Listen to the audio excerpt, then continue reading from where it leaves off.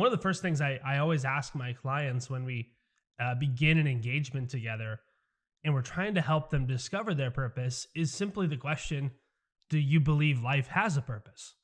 And obviously there's in some ways no deeper question than that to ask. And that's why it's sometimes a daunting question to even try to tackle. I'm going to attempt to tackle it here today. So get your pens ready, get your pencils ready. Hopefully this will be something that's beneficial. No promises, but I think it will be. And to begin to make the case for, does life have a purpose? We really need to go down to some really deep levels in terms of the human experience and understanding a little bit about our psychology and our genetic makeup and all of these different things. And we have to ask some questions that are really deep, both from a personal level, but also from like a physical level, but from a metaphysical level as well. And so we're going to talk about how to actually drill down in your specific purpose a little bit later in the show. But let's just start with this question. Do you believe life has a purpose? And just to begin to think about this, one of the questions I like to ask people, I call it the getting kicked in the shins question.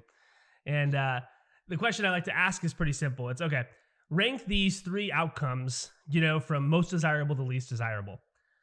Number one, you get kicked in the shins. Number two, you're starving, homeless, on the side of the road. You're struggling to make ends meet. You're starving, and you're close to death. And number three, you fall asleep curled up next to a nice warm fireplace with a warm blanket. Okay, go ahead and rank those from most desirable to least desirable. Where would you fall? And obviously, people will say, okay, most desirable, falling asleep next to a fireplace, getting kicked in the shins, not really great for me, but, it falls in the middle, being close to death's door, homeless, starving on the side of the road. That's the least desirable of those three, Andrew. This is a stupid question. Why'd you ask me this question? And the reason I ask this question is pretty simple. The reason is because I've never in all my years of asking that question had someone say, you know what, Andrew, all of those are equally desirable. I really don't care. It doesn't matter to me. Nobody has ever said that, right? Unless they're just kind of being the class clown or whatever.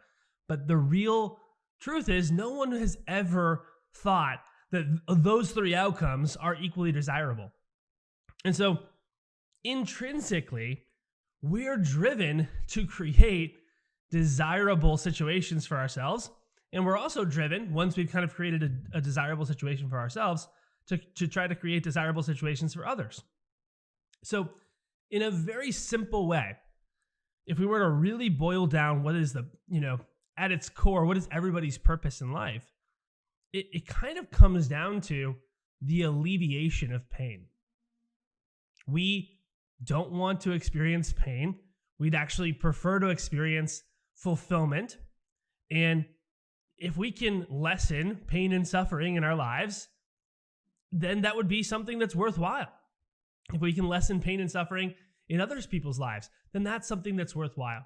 If you think about all the people that you admire, whether it was your parents or someone who's, a hero in your life or a hero in past generations, maybe it's somebody, a literary figure, in the Bible, or it's somebody who, you admire for creating great social change, Nelson Mandela or Martin Luther King Jr. or Susan B. Anthony, or maybe you admire the founding fathers, or maybe you admire, the great philosophers of ancient Greece.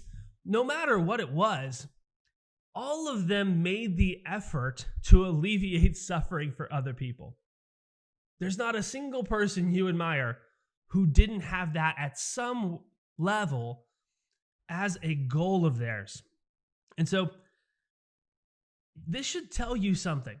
Your job is to alleviate suffering for yourself and alleviate suffering for others. And if you're able to do that, you're going to live a pretty fulfilling, rewarding life.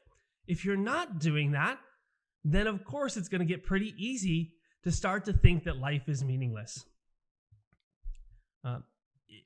It is interesting that if we wanted to, it can be pretty easy to kind of intellectualize a meaningless existence. We're just cells and energy floating around in a time space, sort of continuum here. And it's our sort of time to be alive. And we're here today and gone tomorrow. And it doesn't really matter. My life doesn't matter. It's easy to go there when we're not actually experiencing pain. But when we're experiencing pain, we have a purpose. We have the purpose to stop the pain. When we see someone else suffering, we have a purpose. And so you have to be willing to kind of get out of your head and into your body and be present in the moment. If I hand you a baby and that baby's crying, I guarantee that your instinct is not going to be to say, well, totally fine. Like, I'm not going to feed it. I'm not going to take care of it. I'm not going to see what's wrong. And if somebody asks you in that moment, why did you take care of the baby? I mean,